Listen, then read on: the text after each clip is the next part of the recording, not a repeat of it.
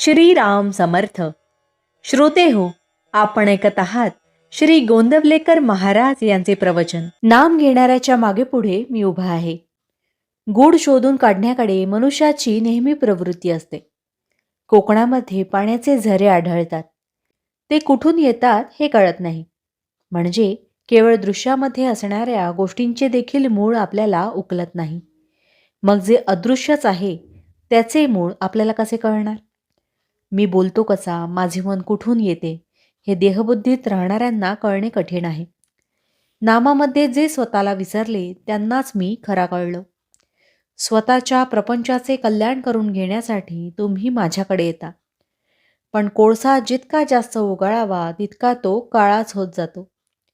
त्याप्रमाणे प्रपंचामध्ये कसेही केले तरी दुःखच पदरात पडते. आपण समजून उमजून ज्या चुका करतो त्यांचा दोष आपल्याकडे असतो. न समजता जी चूक होते त्याचा दोष नाही. प्रपंचाच्या आसक्तीने दुःख परंपरा येते. हा अनुभव दररोज येत असून आपण प्रपंचात आसक्ती ठेवतो. हा दोष नव्हे काय? आपले कुठे चुकते ते पाहावे आणि जे चुकते ते सुधारावे. प्रपंचात मनासारख्या गोष्टी कुठे मिळतात? त्या मिळणे न मिळणे आपल्या हातातच नसते. मग अमुक हवे किंवा नको असे कशाला म्हणावे? रामाचेच होऊन राहावे म्हणजे झाले.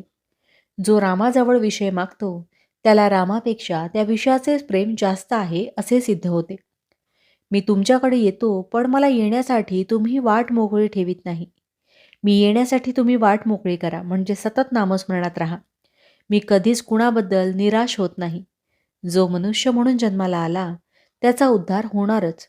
मला रामा वाचून दुसरे जिवलग कोणी नाही. देहाच्या भोगांना मी कधी कंटाळलो नाही. तुम्ही भगवंताचे नाम घ्यावे या पलीकडे खरोखर मला दुसरी कसलीही अपेक्षा नाही. रात्रंदिवस माझ्या माणसांना मी हेच सांगत असतो की वाटेल ते झाले तरी भगवंताचे नाम सोडू नका. जो माझा म्हणतो त्याला नामाचे प्रेम असलेच पाहिजे.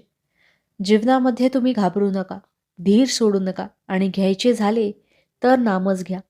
माझा नियम असा आहे की परमार्थाची एकही गोष्ट अशी असता कामा नये की जी व्यवहाराच्या आड येईल.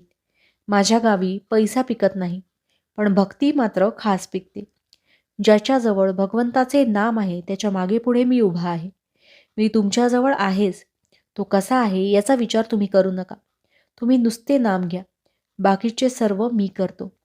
शुद्धीमध्ये नाम घेण्याची जबाबदारी तुमची आहे. मग झोपेत आणि बेशुद्धीत नाम घेण्याची जबाबदारी माझी आहे. ती मी सांभाळेन. भावार्थ, जेथे नाम तेथे मी, हा भरवसा बाळगून असावे तुम्ही. जानकी जीवन स्मरण जय जय राम. महारुद्र हनुमान की जय. समर्थ रामदास स्वामी महाराज की जय. सब संतन की जय. श्री अनंत कोटि ब्रह्मांड नायक राजाधिराज सच्चिदानंद सद्गुरु श्री ब्रह्मचैतन्य महाराज की जय.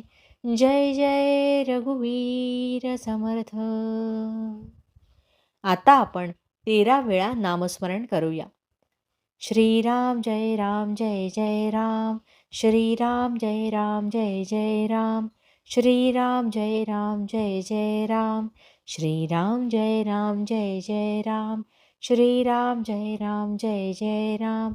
श्रीराम जय राम जय जय राम. श्रीराम जय राम जय जय राम. श्रीराम जय राम जय जय राम. श्रीराम जय राम जय जय राम. श्रीराम जय राम जय जय राम.